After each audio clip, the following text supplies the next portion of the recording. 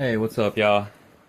So I figured I'd just record a small video about my favorite drugs. My favorite drug as a kid was obviously sugar, but I have two favorite drugs of all time, and it's got to be weed and ecstasy.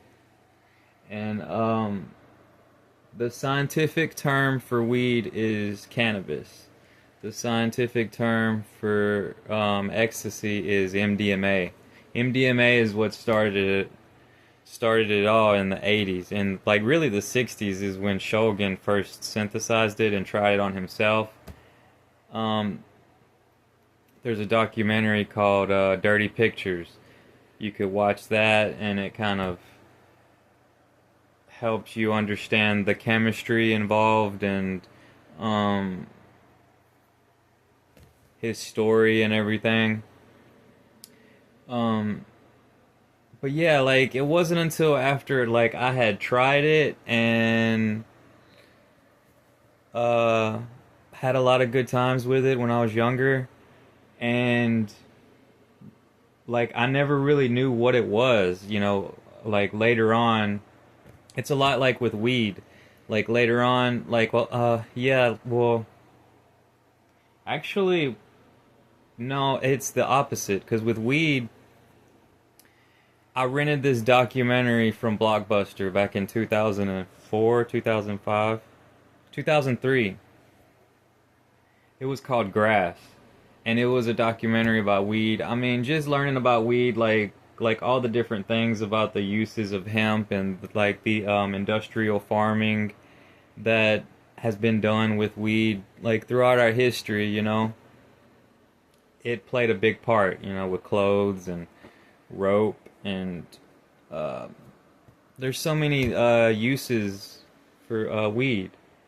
Um, People have even made hempcrete, like cinder blocks made out of hemp, like grinded up hemp and concrete. It's called hempcrete. Uh, but yeah, yeah, so the stuff about ecstasy, like it's like it became the world's greatest party drug ever.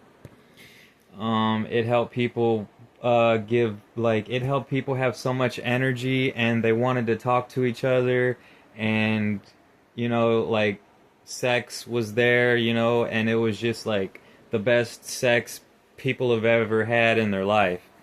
And like the heightened state of awareness, like the primal, like your primal like instinct of sex, and like you're like it for some reason it takes away the threshold for pain, but it gives you like a greater sense of smell, and then love, or at least it did for me. Like it's probably different for some people, because I know there was this one chick that she couldn't feel none. Like she would take like two pills and she would never, like, I don't know, I mean she wouldn't feel it.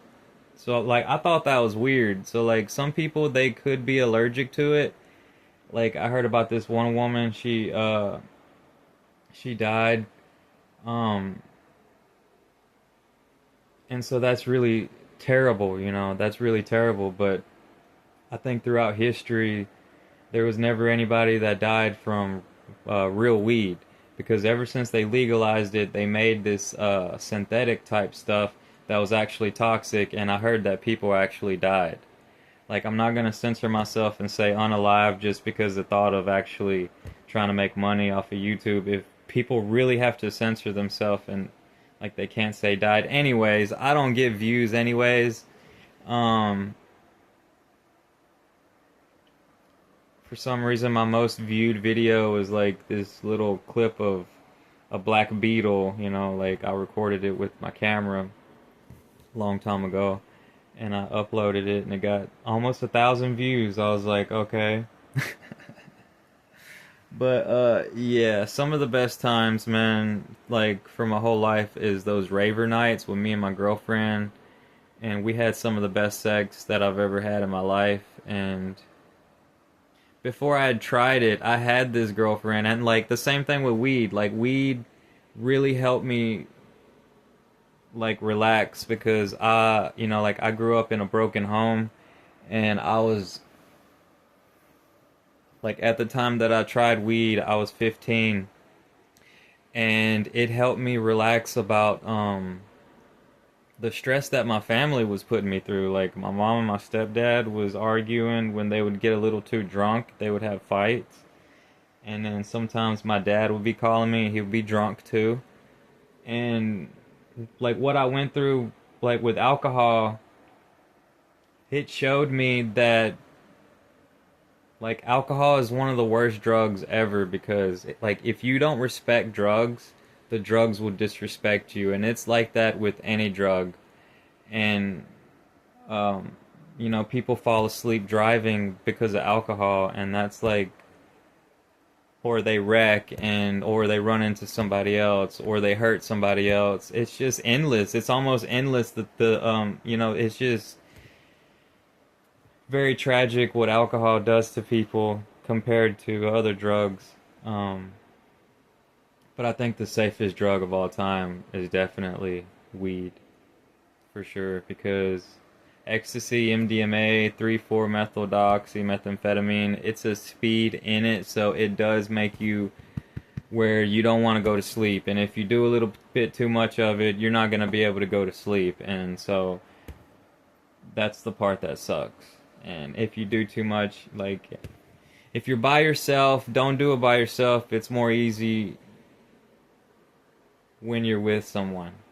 When you have someone, y'all are there for each other, y'all kind of take care of each other, and that's like, it's better like that. But like I do understand with weed and ecstasy, like probably a lot of people like, and like just being by themselves.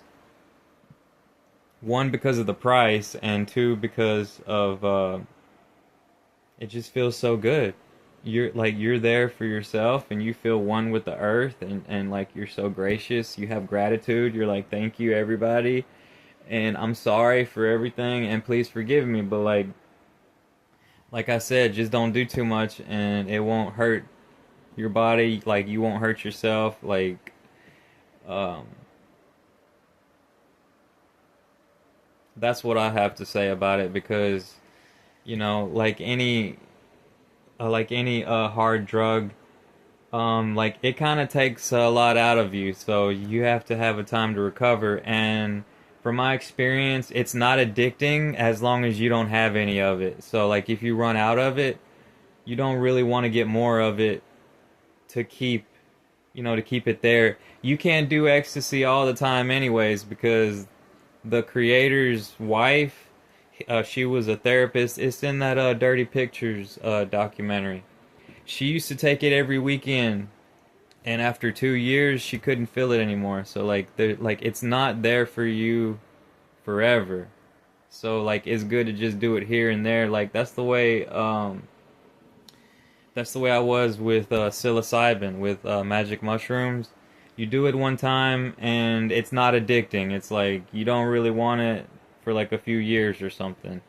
But with ecstasy, I would say once or twice a year and you're good.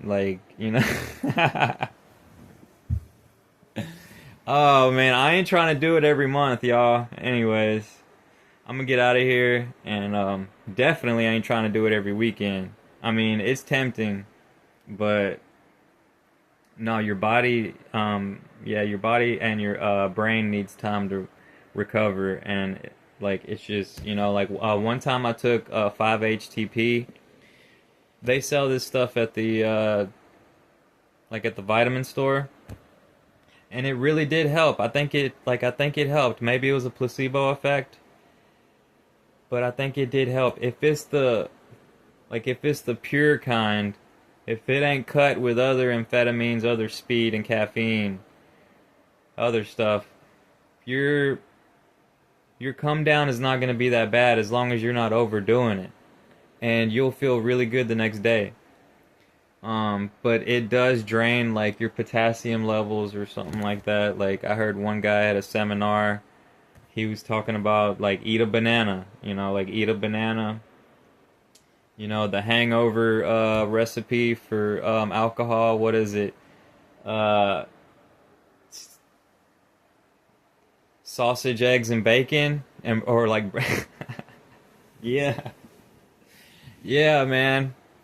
But like I really do. Like I miss those days, and I'm happy that I've experienced it. Um, like I wanted to do more paintings about it, more like artwork. Uh, like I cut out this little foam. Like I had some foam, and I cut it out, and I made my first pill that I had from ecstasy. It was a red cherub, and like I got it on this canvas over here.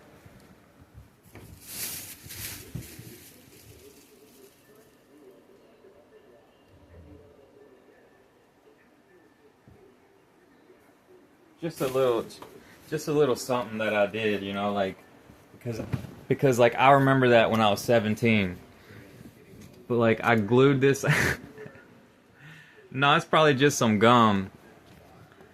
But like just something like it's a red cherub. It's like a little baby angel with a bow and arrow.